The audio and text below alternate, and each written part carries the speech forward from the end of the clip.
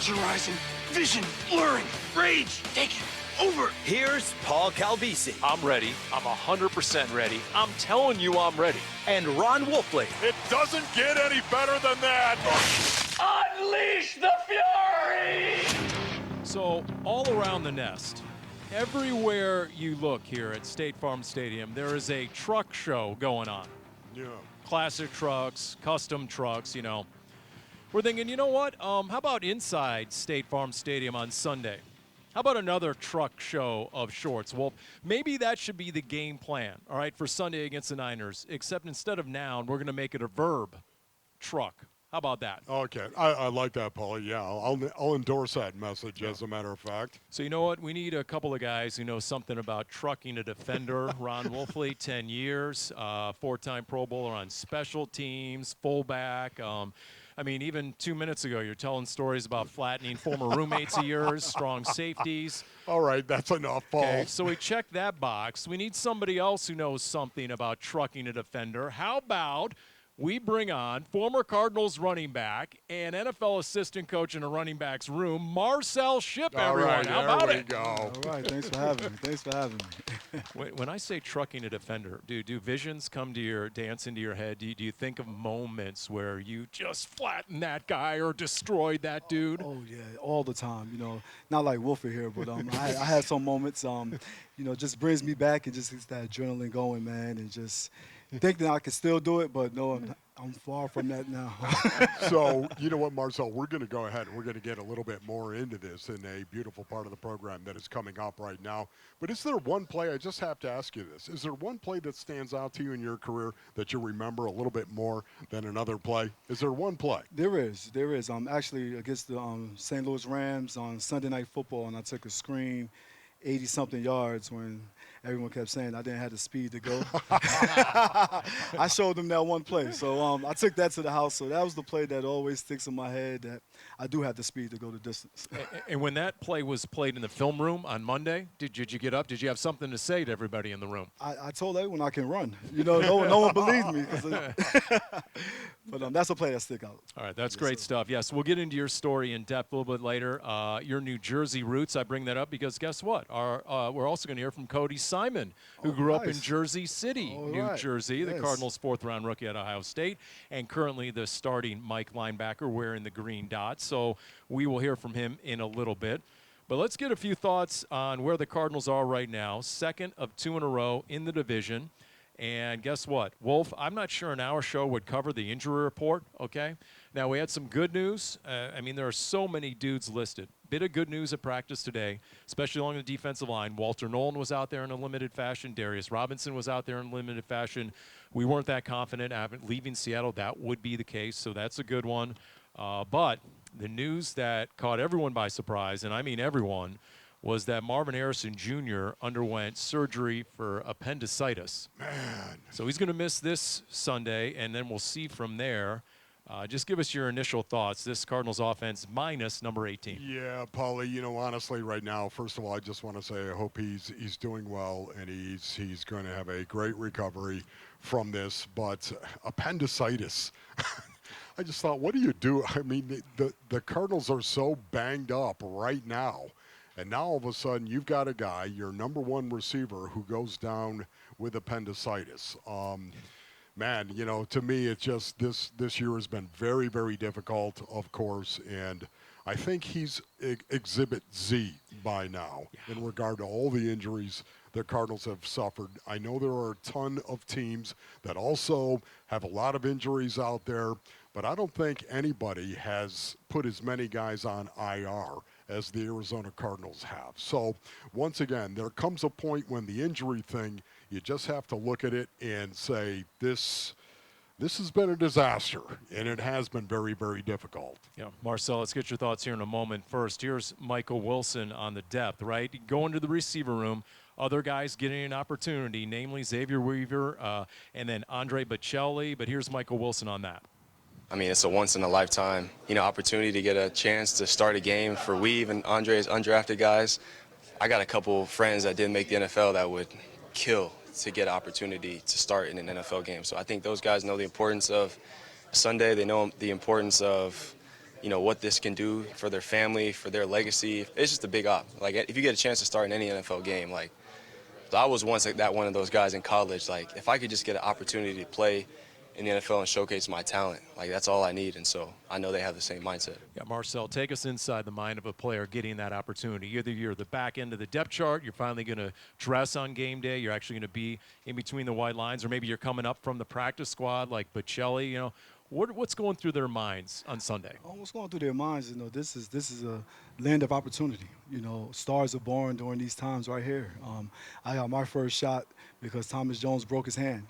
And they found out that morning that I was starting against the Raiders and went in and had a 100-yard game. So it's just that, you got to seize the moment. You got to go out there and lay it all out on the line. You can't be nervous. You got to shake it off because this is your opportunity to show everyone what you got. For me, Paulie, too, I just want to jump in here and say it's interesting that we're talking about some of the guys that might actually get reps in lieu of Marvin Harrison Jr. being out there. For me, I think immediately of guys that just don't get the opportunity enough, like a Michael Wilson. I think of Michael Wilson right now. I think of him actually coming out and going out there and competing and being the wide receiver that I think he is. I think he lacks a lot of the opportunity, and I think he's going to get the opportunity to go out there and show what he can do. I'm very excited for Michael Wilson going forward, just to see. What have you guys seen from Michael Wilson so far? Because he's gotten a lot more targets. The first 2 games, he had a single catch each, and then ever since week 3, he's had multiple catches. Jacoby Brissett made a comment last week. He said, A, the toughness jumps off the film with Michael Wilson because he's a complete receiver. He'll block. But then, B, every time he seemingly gets an opportunity, he makes the play. And then he makes someone pay because he lowers the shoulder as well. What do you like about 14's game? I love him. I love him out there. I think, like Wolf said, he really doesn't get enough opportunities.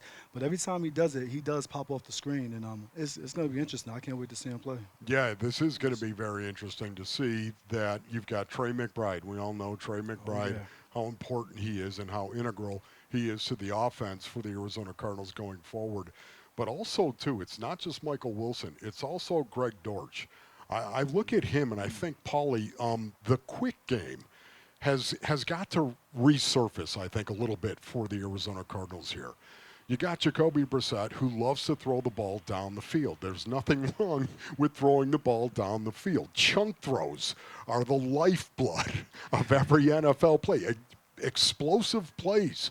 This is what you want to see. But Greg Dortch is a guy that represents the quick game. And I think you could actually exploit him. He's very, very good in a short, small area. Really good in terms of reading the coverage and making a quick burst. And I think Jacoby Brissett, too, would like to get the ball out, or at least show that he could get the ball out quicker than what we've seen. And we've seen Jacoby Brissett spread the ball around, right? The sort of the Kurt Warner, the Carson Palmer. Yeah. He'll go through his reads. If you're the 3rd or 4th option, you might still be getting a target. But nobody gets more targets than Trey McBride. He leads the Cardinals 61 catches, over 600 receiving yards, now 6 receiving touchdowns. He has 5 with Jacoby Brissett in the last 4 games. He had a 100-yard receiving game and a touchdown in Seattle. He had to come to the sideline after the touchdown catch. He was gassed. He had to take a knee. He wasn't even out there for the 2-point conversion. He's physically exhausted. He's getting doubled on almost every play. He's getting chipped by defensive ends. And we asked after the game his teammate in that tight end room, Elijah Higgins, what he has seen from number 85. Just consistency. He's a phenomenal player, a great teammate. I think he does a great job. I'm always on the sideline waiting for him to tap his helmet, but he doesn't do it too often. I think that touchdown there, he was gassed. You could see the way he caught the ball and tried to get into the end zone. He's a fighter, and I tried him out of my game after that, and just the mentality as well. But it's hard to do for sure. He's a different cat. Check this out. If his season tracks as it is right now, he's going to become the first tight end in NFL history to lead his team in touches, scrimmage yards, and scrimmage touchdowns in a season. Wow. Just the tight end position. What have you seen, Marcel? You've seen guys, and I was talking to Trey earlier today. He said, when he was younger, he used to watch George Kittle's film, Mark Andrews. Now he watches Brock Bowers. He studies the other tight ends. What do you see in the modern-day tight end, guys like McBride? McBride is very impressive. He's a guy that can split out and go deep and go short and can block. he brings another element to the game that when you need a go-to play, you got a tight end that you can count on going out and winning.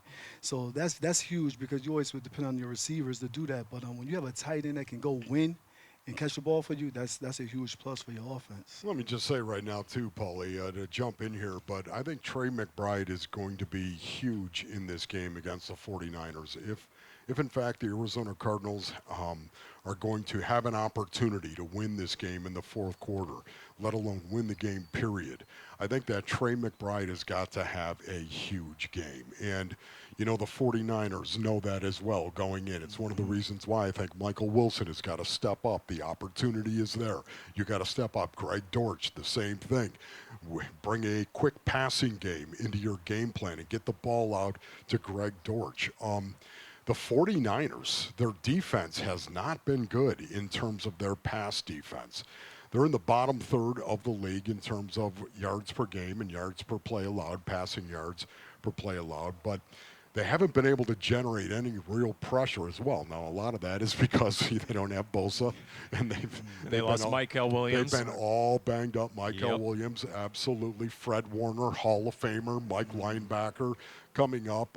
They've lost an awful lot of guys, but their interception rate is number 31 in the National Football League. Their sacks per attempt is number 31 as well, and their defensive quarterback rating, and you know I'm big on this, defensive quarterback rating, it's just a measurement of a defense and how well you defend the pass. Just like quarterback rating is how well a human being plays the quarterback position, defensive quarterback rating right now. The 49ers are number 29 in the National Football League. They allow a 105.1 passer rating per game. Wow. So that's an area that I think the Arizona Cardinals can also exploit a little bit. We'll see how it goes, but, man, the 49ers are struggling defensively. Yeah, we'll see how often Trey McBride gets into the end zone, right? Because his red zone success has been improved, El Grande, this year versus last year, and we asked him about that yesterday at his locker. Really, I feel like I'm doing the same thing. I'm just trying to get open, and you know, Jacoby's done a good job of giving me the ball and giving me chances. And, you know, I haven't made all the ones that I should have, but I've felt like I've made a lot. And, you know, hopefully he keeps coming to me in the red zone, and hopefully I can keep scoring for us. Here's the thing that reminds me of Larry Fitzgerald, Trey McBride. He could have 11 targets, make 10 catches. He's still thinking about the one he didn't make. He's still referencing right there catches he didn't make in the end zone. But usually those are the best players, are they not, Marcel? They're like the most competitive and driven, right? Yes, it is. Yes, it is. And Larry would tell Kurt before we break the huddle, I'm open, ready, break. Those are the greats. And you know what? You know what's crazy, real quick, too, on McBride? Only two players in the NFL right now are getting double covered more than Trey McBride. One is Jamar Chase. So, I mean, he is getting all the defensive attention, Wolf, and still making plays. Yes, you know, 11 personnel is the main personnel group for the Arizona Cardinals. It keeps rising in rundown. It's up to 45% of the time. The Cardinals are in 11 personnel, and it's because they have a stud tight end who can block and receive. That is a huge advantage in rundown. Who was the guy you said created you, Wolf? Who was the guy who you said created you, and that's how you went into special teams, Pro Bowls? And, Bill Boyd Bates. That's it. Yeah. George Kittle, I think, created Trey McBride in some ways. He reveres George Kittle in the game. And all right, we'll come back. We'll talk to Marcel Shipp. We'll go back in the cold tub time machine. Remember, Cody Simon coming up, special guest. It is the Big Red Rage from Flanker Kitchen and Sports Bar on the Great Lawn at State Farm Stadium, all presented by Emergency Air.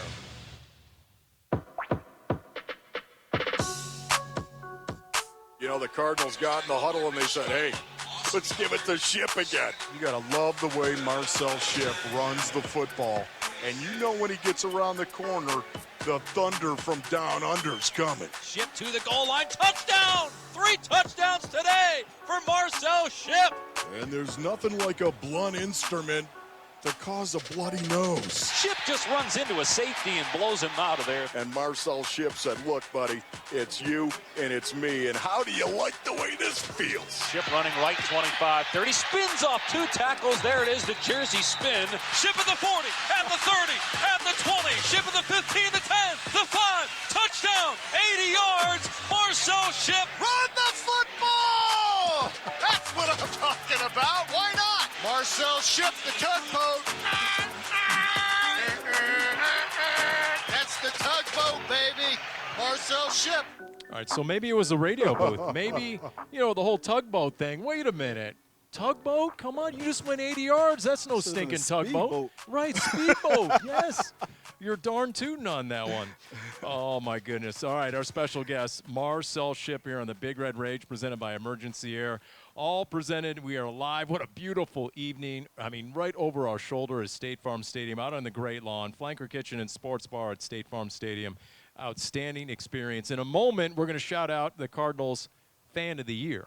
But right now, we're going into the cold tub time machine, talking about Marcel Shipp, Arizona Cardinal, 2001-2007. And you tell us, listening to those highlights, what are you thinking of? Does that bring you back a little bit? Oh, all the time, man. Just hearing that horn go off every time I get the ball is like, you made it when you have your own horn. True. Yeah.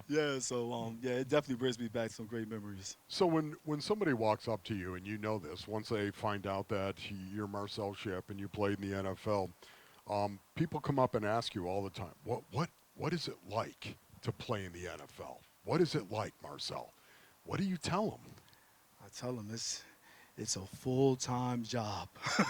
It's a full-time job, but a lot of body aches and things that way. But I loved every moment of it. I wouldn't change it for anything. Playing the NFL was the greatest accomplishment I've ever achieved, and I'll do it again if I could. And you definitely achieved it. You definitely earned it. You were undrafted out of UMass. How do you think you made the team? When you think back, what do you think coaches saw in you? They saw a guy that would do anything for the team.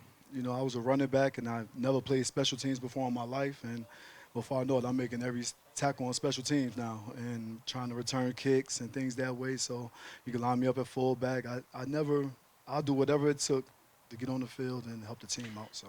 So for the most part, a running back, and the job description of a running back is you've got to be able to run the football. Ron Wolfley reporting. You have to run the ball. You have to catch the ball. You have to come out of the backfield. You have to catch the ball. And you have to be okay with blitz pickup. That's right. Those three things particularly. That's the job description of an NFL running back. Of those three things, what was the easiest and what was the hardest? The easiest was running the ball, because you could control the defense. People say, you never played baseball? I said, no, because I can't control that pitch that's coming to me, but I can control that 300-pound man. But the hardest was the blitz pickup. And I think every running back probably would say the same. It's just stepping up in there, and you got that bigger guy just bull rushing you, and you have to take it, and you have to regroup and get back underneath them. But that's the hardest part, especially making the transition from college to pros. That was the definition of sticking your face into the fan. Yes, it was. Yes, it was. Literally. Yes, literally. Your face into the fan. And we used to say that all the time. Put your face in the fan, son. Coach Maurice Carthon used to always say that to us. Maurice Carthon, you're kidding me. Oh, yes. my gosh. Oh, yeah. So when you say control the defense, are you talking like with your eyes and be able to set up blocks? What do you mean by that? Yeah, because you play a game when you play a cat and mouse game with the defense, and you're pressing the line of scrimmage, you're drawing those linebackers in, and then you jump cutting to the next hole, and so you can control those guys. You do one little move, they stop their feet, things like that. So but like when I compare that to a baseball pitch, it's like that pitcher controls it. Yeah. True for me, Marcel. Let me just say this, not that you care, but I have to tell you this. A blitz pickup, I bring it on, right? I like that. As a fullback, I like that an awful lot. Bring it on. Running the football, terrifying. Just terrifying to actually run the ball. The only thing worse than running the ball was trying to catch it. Oh, wow. When that pig was in the air, man, it was like it was this oblong thing, and it was coming at you 100 miles an hour. I struggled with that, even though I did have 26 receptions on the season. Okay. And as you well know, once you get 20, Marcel, they can't take it from you. Oh, they can't. No. Oh, no, they can't. That's right. They cannot. See, it used to be 22, then it was 24, now it's 26. It's amazing. It just keeps going up a little bit. I'm not, I don't know if there's been some creative accounting on Pro Football Reference. I'm going to have to go back and check. There you go. Google it. Okay. So your rookie year, you make the team undrafted, and you didn't get a ton of carries, but your second year, 2002, you end up being the Cardinals' leading rusher, over 800 yards rushing, 4.5 yards a carry. 03, here comes Emmitt Smith. Yet you still led the team in rushing that year, correct? Oh, yeah. What was it like sharing a running back room, by the way, with an all-time great like Emmitt Smith? It was absolutely amazing. It was amazing. You know, I grew up watching the guy, and my whole entire house loved Emmitt Smith. So now he's sitting behind me in the meeting room asking me questions. I'm like, wait, Emmitt, you supposed to know this? It was a little weird, but, you know, I learned a lot from that guy. I learned a lot from him. He came in. He was a great teammate, great leader. And he welcomed me, and he taught me a lot. So, Marcel, what do you miss the most right now about playing the game of football? What do you miss and what do you not miss? well, I can say what I don't miss is waking up the morning after. Okay. Yeah, because the body. The bloody yeah, sheets. Oh, man, the body is just tore up. But what I do miss is, you know, being with the guys in the locker room, going to practice, and having a whole team, you know, with one goal in mind. You know, I miss that. Like, I miss those things, going to war with your guys and, you know, getting knocked down, getting back up, knocking somebody else down, the ups and downs of the game, and, you know, things like that I do miss. All right, so 02, you had a 3-touchdown game against the Rams. Yeah. You then did that later in 06 against the Rams. What was it about the Rams? I know I had my 80-yard touchdown against the Rams. Oh, Speedboat. hello. Yeah. I guess the Rams, I had their number. I guess. I'll just call it like that. Was there a team that had your number? Like, there were a few of them. A few of them. Okay. Kansas City, they were hitting me so hard. I'm like, what did I do to you? Kansas City Chiefs. Kansas City Chiefs. And it was a bad game, and Damian Anderson was my backup. So this is the fourth quarter, and the coach like, all right, Marcel, you're done. And Damian Anderson's on the kick return team, and then he limps off the field, so I had to go back in. I'm like, I think you saw me getting hit.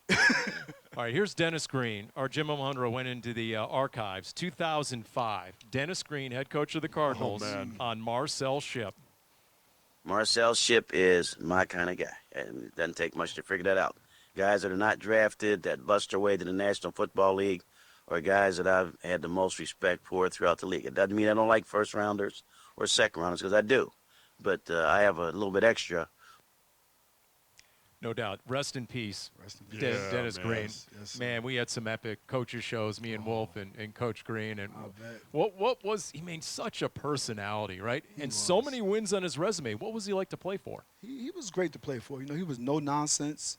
But he'll always bring a little joke to the table when you're like, wait a minute, was that a joke? Can we laugh? Like, but you know, so he had his classic moment on Monday Night Football. You know that was a riot. But he was great to play for, man, because he really knew football and put us in position to do things. Marcel, did you have a favorite teammate that you've played with? When you look back at your career, was there one guy that mentored you a little bit, a guy that maybe took you under his wing and really helped you make that transition from college to the NFL? Was there a guy that did that for you? Yeah, like my rookie year, Michael Pittman did that for me. Michael Pittman? Yeah, my rookie year, Michael Pittman did that. You know, he was a great teammate, man. Like he really got me through camp, you know, kept keeping me focused and confident that I was going to make the team. You know, when you're a free agent, you see all your friends disappear. Yeah. You know, so I'm like, I'm next. He's like, no, you're not. Stay focused. And, you know, he really brought me under his wing my rookie year. Wow, that's cool, yeah. man. Oh, yeah.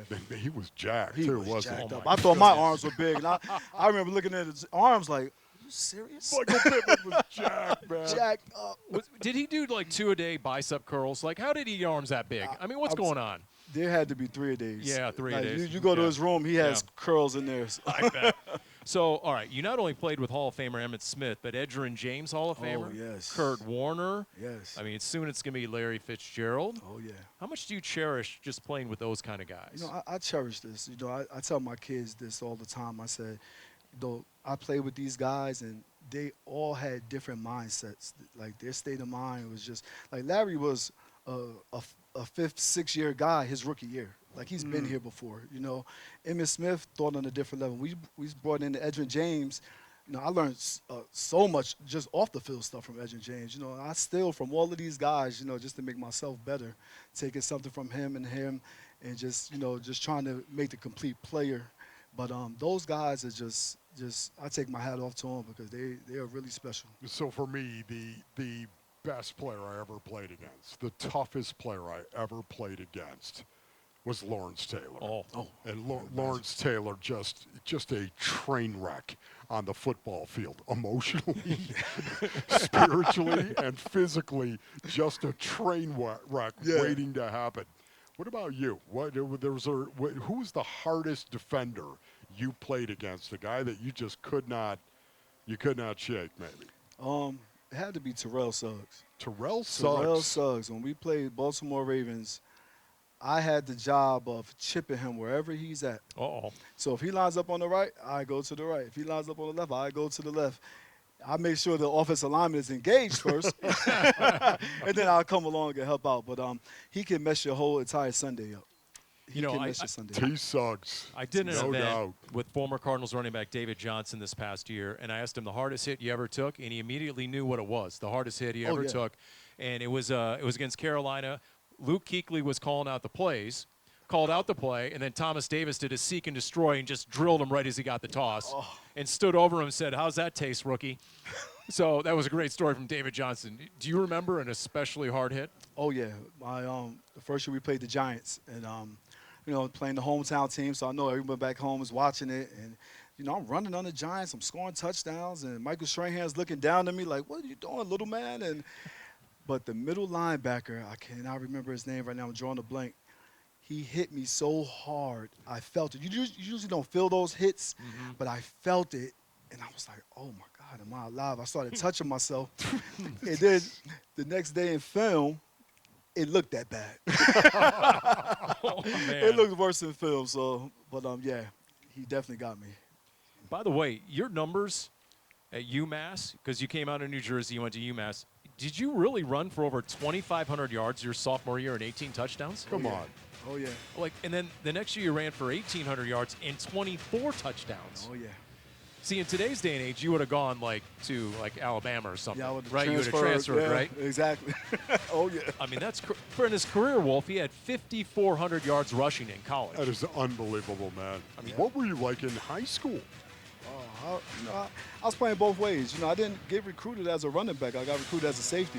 Wow. And the funny thing is, I went to prep school. They recruited me as a safety again. And then when I get to the Cardinals, Coach Dave McGinnis said, if I had Marcel early, I would have made him a safety. So that might have been I might have missed my calling, man. Wow. All right, I'll tell you what. We're going to come back. We're going to continue with the Big Red Rage presented by Emergency Air. Cody Simon, Cardinals rookie linebacker, is next. All hanging out here, Flanker Kitchen and Sports Bar on the Great Lawn at State Farm Stadium. Quick pass to the right, caught by Williams, and a good tackle. No gain, maybe even a loss, and the ball's fumbled, and Davis Gaither recovered it. A takeaway for the Arizona defense. That is how you finish games. Cody Simon with a forced fumble, Davis Gaither with the recovery. As a young player, you have to get your confidence. And the best way to get confidence is get some success. And so for you to kind of get on the field and make a football play that leads to a victory, it gives you a lot of just confidence, like, oh, okay, it's just football, Like I could pull the ball out, with Cody made a big-time play, big moment, and it's just like he's just doing what he didn't practice, But it definitely gives you a lot of confidence when you start making plays, realizing that, like, the game hasn't changed, it's the same game. So there are young players, and then there are players who were what age when Calais Campbell was a young player? Well, if you're doing the math, we violate our rule, no math. We'll waive it in this instance for Cody Simon. Cody, did you know you were celebrating your 6th birthday 25 days before the Cardinals selected Calais Campbell in round 2 of the 2008 NFL draft? It just continues to be a mind blow, does it not, Calais Campbell? It's incredible. I mean, all I've known since I've been here is him doing that, but I can't imagine doing it to, I think he's 39. Like he's, yes. Man, it's crazy. It was Michael Wilson last week here on the Big Red Rage presented by Emergency Air. He said that Jacoby Brissett sort of has an unk vibe to him. Well, wait a minute. He's 32. So what does that make Calais? I mean, he's unk plus, I guess. I mean, I was just talking to him. And he was talking about his son and his nephew, and they're almost around my age. They're a little bit younger, but it's like it's crazy. I'm not even at that stage of my life yet. Yeah. And he was a longtime host here of the Big Red Rage. All right, so we heard the play you made Monday Night Football, the forced fumble. True or false? When you're making plays as a rookie, how much does it bolster your confidence? Yeah, I think it definitely does give confidence. Like Calais said, the biggest thing is not get too high or too low. I think I'm trying to learn that as I go here, and you can make a big play, but if you get ahead of yourself and you don't get yourself back to neutral, you can miss the next play, and that could be the most important play. It's the next play that's always the most important, and I just try to stay level as possible. I asked your defensive coordinator this week, Nick Rawlis, what did you learn wearing the green dot your first NFL start at Seattle? He said, well, he probably learned, among other things, that I'm talking to him a lot more, and he sort of smiled. Then he realized when I'm telling him, yell at the corner this, tell the outside backer that. What was the experience like? It's certainly a new feeling in the NFL. I mean, I was nervous going into it. Obviously, the game didn't go how we wanted it to, but it's always trying to settle in. Him talking to you, it's just a way to get another extra little advantage. And I just try to get my job done and make sure everyone else is in the same position, and then we all play together and play as one. That was sort of a singular game. We should have known something was up when we got the first sunny day in Seattle in 20-plus years, okay? The football gods, and they had the 2 fumble returns, and all of a sudden it's a big lead for Seattle. They ran it 46 times and threw it 12 times. That's a very unique game, wasn't it? Yeah, it was definitely – it was one of those games where you got to really challenge your focus and challenge your mental wherewithal because – when things go bad, you have to be able to reset, and we didn't really do that the standard we needed to, and now it's a moment for resetting after a game like that. So we need to get back to neutral, get back to a position where we can go and play our best game ahead of us. And look, Mack Wilson Sr. is out, so if there's a couple areas where you would like to elevate against the 49ers, what can you take from that Seattle game and maybe work on here against the 49ers? Yeah, I mean, there's always things I need to clean up. I mean, I'm trying to do my job, but also I gotta be more aggressive. I gotta be more assertive as a leader. When a guy goes down, you lose a lot. He's a vocal leader. He's also an emotional leader, and he's almost like a big brother to me on this team too. So it's definitely an emotional loss, but it's a moment where people don't really care outside of this building. And we got to have the next man up, and we care, but. The teams we play, they don't care. They're going to try to attack us. So now I just got to be able to fill in those roles and, keep the standard as high as he held it and, play my best games.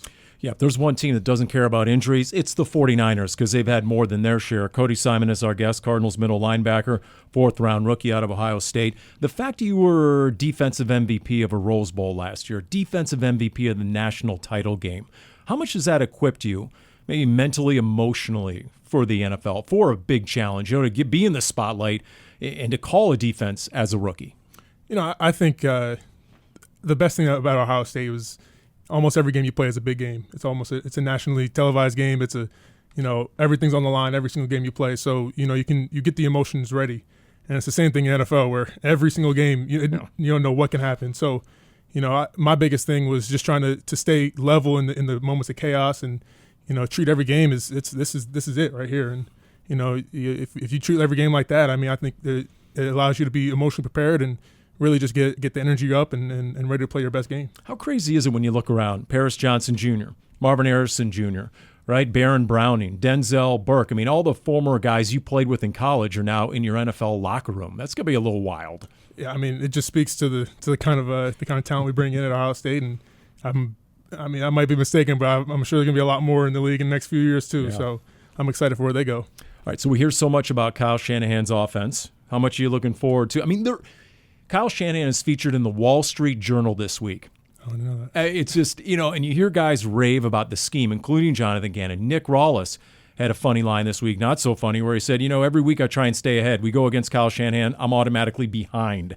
What makes the scheme a challenge? Yeah, I mean, there's a reason that offense has been the way it's been for years now, and he finds a way to find mismatches and create problems for your eyes, and that's always gonna be the challenge against these guys. I mean, they're a great team and they play strong, so it's gonna be on us to be able to match that intensity and be able to fit everything correctly and play our game, really. We got to play the game on our terms. When you're calling a defense, whether it was last year or this year, how much of it is predicated on the quarterback of the defense, your position, Mike Backer, versus the quarterback of the offense? I mean, how much of it is back and forth? They're checking into something, you're checking out of something, and just sort of responding to what the offense is doing. Yeah, and a lot of that plays into preparing for the game, the week leading up to it.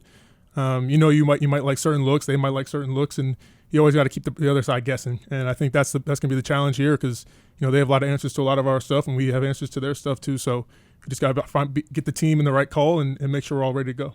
How curious are you to get on the field an entire game against Christian McCaffrey? I mean, I was real young watching him get in the league, so it's almost a dream come true. But again, no one really cares. So you got to play my game and be ahead of everything, and then you just have to get the defense all on the same page. So he leads the NFL with nearly 250 touches, and he leads the NFL in yards after catch, and he's forced the second most missed tackles behind Jonathan Taylor. So what does that tell you, not only yourself, but a defense when it comes to tackling and trying to square up a guy like that? Yeah, I mean, he's an elite player, and we all know that. The whole NFL knows that. So really what it comes down to is playing our technique correctly and, playing good team defense. Everyone has to rally to the ball. Everyone has to rally to him because we know he's going to get his touches, and, we got to be on our stuff. And it really just comes back to us, though. We got to play our techniques, and we got to do our scheme right.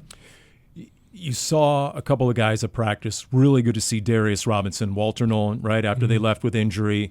How good can a defensive lineman make an inside linebacker look on the field? How vital is that to have that defensive front for the position you play? I mean, it's almost everything, when you can trust those guys up front like we do, you can play more free, you can play more aggressively, and you can really, have a much cleaner game at backer. It helps you out a lot. So, I'm happy to have those guys back, and they're healthy, and we're just going out here and try to play our best game.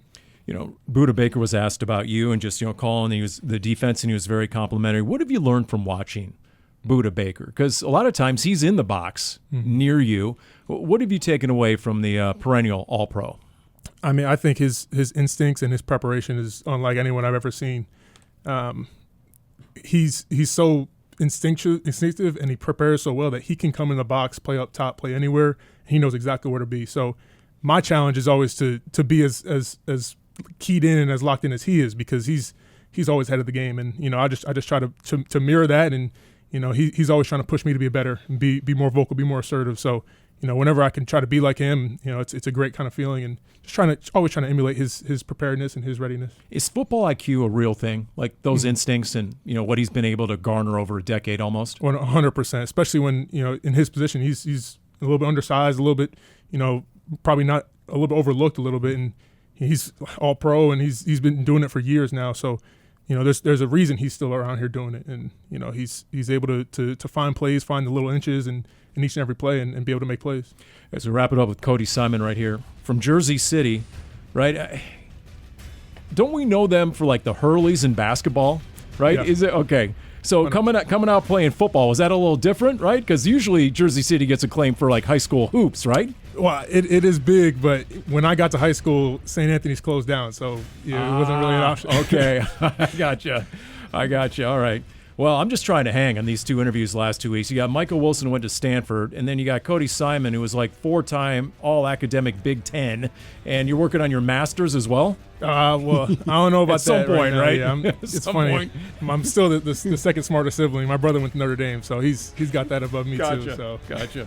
All right, hey, we look forward to Sunday against the 49ers. If nothing else, you learned to hate the Seahawks last Sunday. We enjoyed it. Thank you, Cody. Appreciate it. Thank you so much. There you go. We continue with the Big Red Rage presented by Emergency Air right after this. Bam. Tillman delivers the blow. Flushed out of the pocket and sacked. Pat Tillman was there first. Rushed back there by Pat Tillman. Pat Tillman, the blade. I don't know. I get a lot of satisfaction out of my family being proud of me, my brothers. I care what they think and how they feel, and I want them to be proud of what I'm doing. Pat Tillman, talk about a guy with a lot of heart. That's what Tillman is all about. Huge play by Pat Tillman. For whatever reason, I have a patriotic bone to me. Let's go USA on 3. 1, 2, 3. USA! Yes!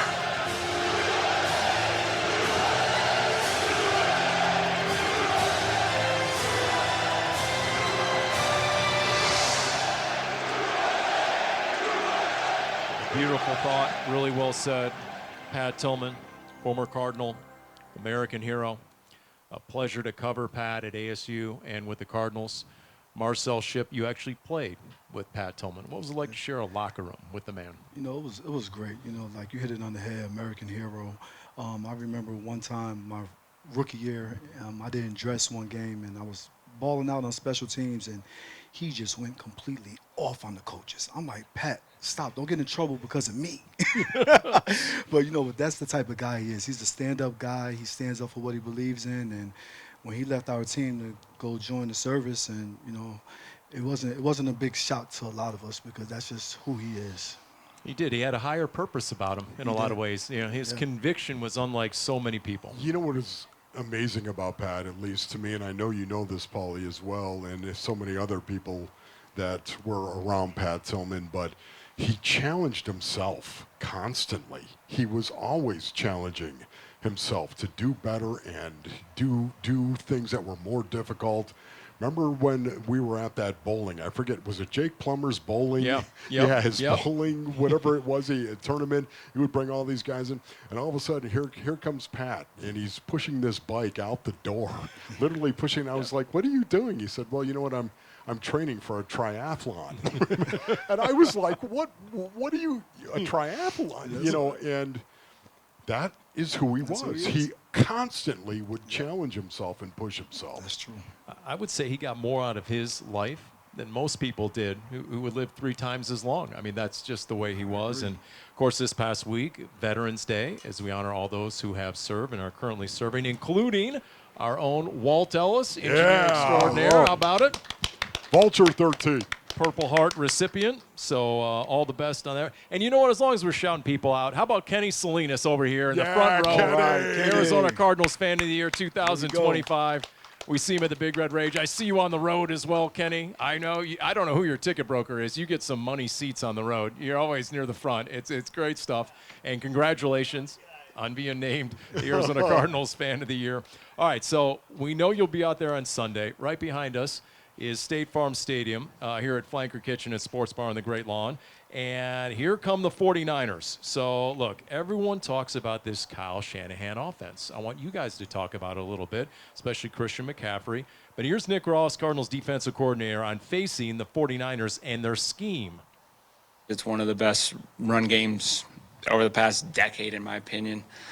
But they're also really good in the pass game. So I think you got to be able to stop both against these guys. And the thing that Kyle does really well is he's not a guy that feels like he always has to lean on one or the other. He's going to try to hit you with both. And if, one of them's working, he's not afraid to continue to go to it. There's literally a story today in the Wall Street Journal on Kyle Shanahan. Yeah. It's unbelievable. So what is it? What is it that players and coaches rave about Wolf in his scheme? Yeah, for me, it's rundown situation. 1st and 10, 2nd and 1 to 6, and how similar the running plays look to play action. He uses a lot of different personnel groups. The 49ers, Paulie, think about this. In rundown situation, 1st and 10, 2nd and 1 to 6, they use 2-back over 50% of the time. 2-back over 50% of the time in a day and age where it's all 1-back. Yeah, that's not done.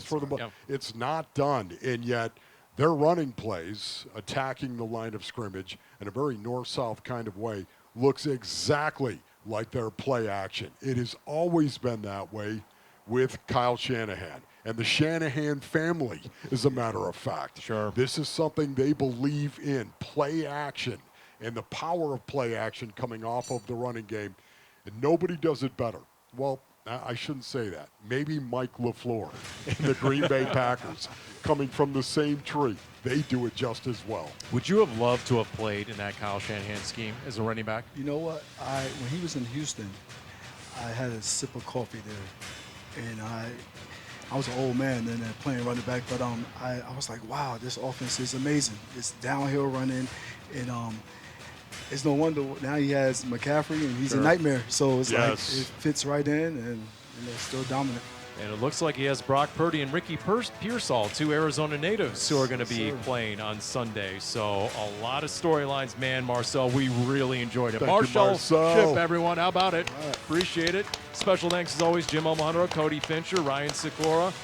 Special thanks, Cody Simon, Cardinals linebacker, joining us as well. For Ron Wolfley, I'm Paul Calvisi. This has been the Big Red Rage, presented by Emergency Air from Flanker Kitchen and Sports Bar on the Great Lawn.